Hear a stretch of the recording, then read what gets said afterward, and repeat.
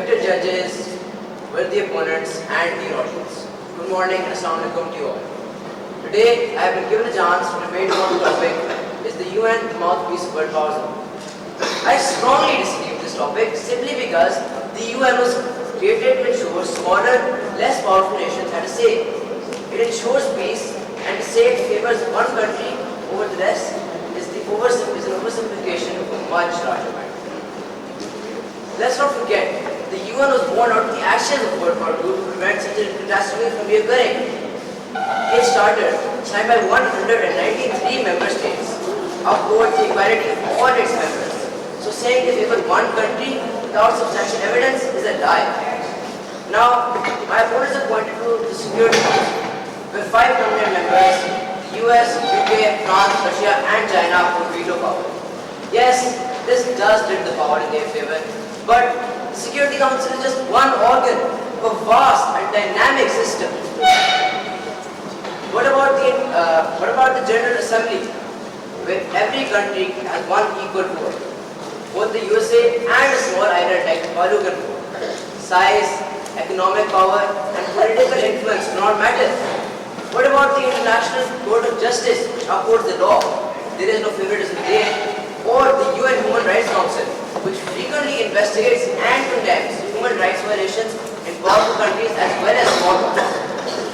How can you say that the UN is just a mouthpiece when it has and does investigate these big countries? Some examples I'm going to give you are: the UN opposed the US's invasion of Iraq in 2003. The Secretary General at the time, Kofi Annan, called the war illegal under international law. The UN has condemned Israel's invasion of Palestine. Francesca Albanese is an Italian legal scholar and expert on human rights who works in the UN. She opposed Israel's invasion of Gaza the moment they invaded the Gaza Strip and called for a ceasefire. Now, Israel is backed by the US, which is arguably the most powerful country and vetoes action in the Security Council. Why would they condemn it? Why would they declare it a genocide, a war crime under international law, if they were just a mouthpiece? How could they speak up to the strongest country in the world if all they were was just a way for powerful countries to communicate? Also, the UN condemned Russia's invasion of Ukraine. Now, Russia is also a veto in the Security Council and is the biggest country in the world.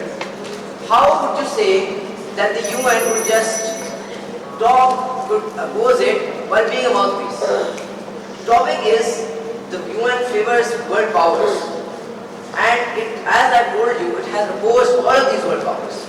So, I ask you, how can you say that it's just a mouthpiece, a megaphone, a way for the big countries to declare war on each other? Now, some refutations for the previous speakers. They have talked about how the UN is useless. May I remind you all that the topic is not how the UN is powerless or useless. The topic is about how the UN is a sovereign entity, how it is not a mouthpiece. So, how can they talk about genocide and children dying when this is not the topic, when they have no right to speak about this? The UN is the best solution we can have in today's day and age. It operates within the complex balance of international diplomacy, and there is no better solution